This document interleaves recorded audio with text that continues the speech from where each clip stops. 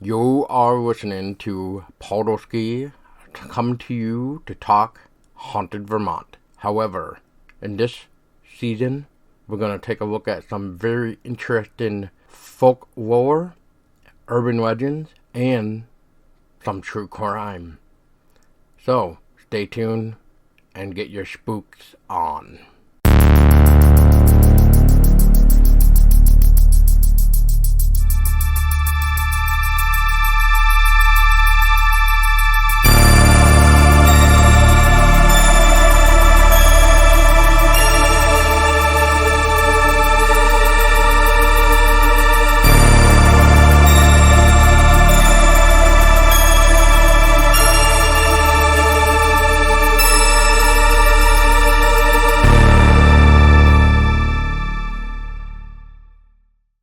Fear of being buried alive is the fear of being placed in a grave while still alive, most likely the result of being incorrectly pronounced dead. Before the advent of modern medicine, the fear was not entirely irrational.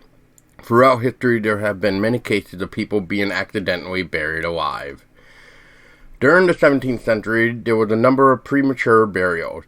Collapse and apparent death were not uncommon during epidemics of plague, cholera, and smallpox. From medical sources, William Tebb compiled 219 instances of narrow escape from premature burial, 149 cases of actual premature burial, 10 cases in which bodies were accidentally dissected before death, and 2 cases in which embalming was started on the not yet dead. Let's just say that although Dr. Tim Clark Smith has been dead for many years, things are definitely looking up, or at least he is. Dr. Smith was quite a busy man during life. He was a school teacher, a merchant, a clerk for the Treasury Department, and obtained his degree as a MD in 1855, which led to his position as a staff surgeon in the Russian Army. Dr. Smith died at the Logan House in Middlebury, Vermont, on February 25th, 1893. Despite local rumors that he passed away on Halloween. He left behind a wife and several children. Supposedly he died with a fear of catching sleeping sickness, which would give the illusion of death. Later, to awaken in a cold, dark grave, very much alive. His body was interred at the Evergreen Cemetery in New Haven, Vermont, an especially prepared grave.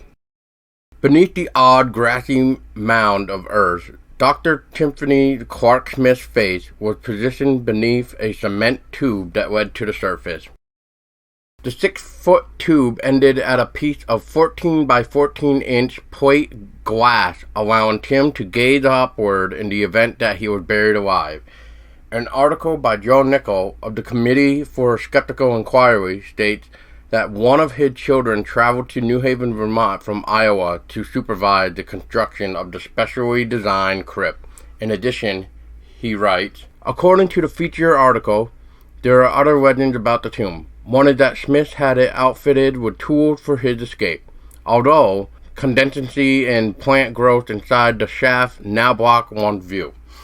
Residents in years past claimed to see the tools along the Smith's bones, said one.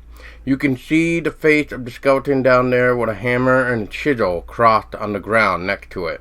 That was back in 1982. Another source claimed that when Smith was interred, in the corpse's hand they placed a bell that he could ring should he wake up and find himself the victim of a premature burial. Which, the authors of Curious New England, the Traveler's Guide to Destinations, Joe Citro and Fold, 2003, 292, I'm assuming page. Curiosity, perhaps ghost tales about the grave seem scarce.